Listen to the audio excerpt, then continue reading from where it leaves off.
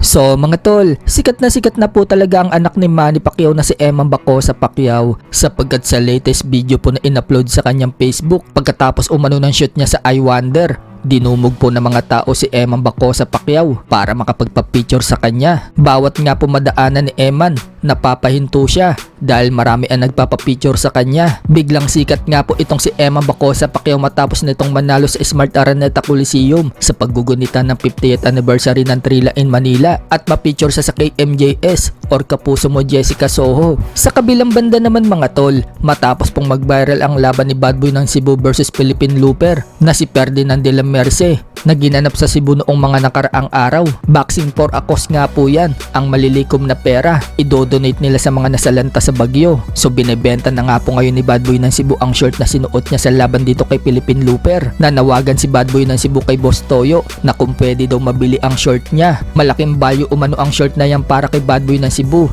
dahil 2 beses daw yan nag-trending. Yan din daw kasi yung short na suot niya noon sa paki niya si Rob Moya sa Battle of the YouTuber. At ngayon sa laban kay Philippine Looper, nag-trending din daw yan. Humakot daw kasi yan ng 200,000 live viewers sa Facebook at wala pang 24 hours. Umabot na daw sa 10 million views yan. Kung sakaling mabili daw yan ni Boss Toyo, ibibili daw nila yan ng bigas para itulong sa mga kababayan niya sa Cebu sa mga nasalanta sa bagyo. Sa ibang balita naman mga tol, may advice po si former interim WBA featherweight champion Jack Tipura dito kay former 3 Division World Champion General Casimero nang malaman na itong babalik pa rin daw si Casimero sa 122 pounds or Super Bantamweight Division. Wika ni Jack Tipura, mag-stay na lang daw si Casimero sa 126 pounds at wag na daw nito pahirapan ang sarili niya. Alam na nga din daw ng kalaban ni Casimero ang kahinaan niya. Hindi daw marunong si Casimero kapag yung kalaban daw suntok atras ang estilo. Alam na daw kasi ng kalaban na malakas siya kaya hindi daw ito makikipagsabayan sa kanya. Bukod dyan, may advice din si Jack Tipura dito kay Coach Jason.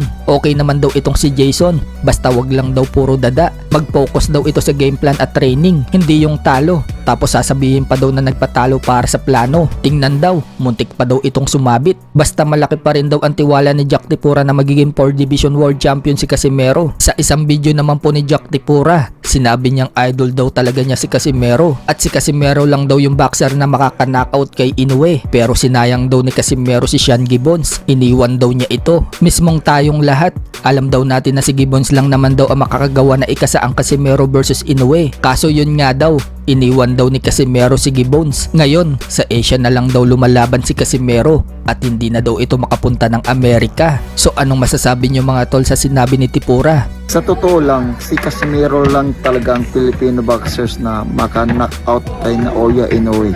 Pero sinayang niya yung si Sir Sean Gibbons. Sir Sean Gibbons lang ang makagawa na magkalaban sila ni Inoue versus Casimero pero iniwan niya.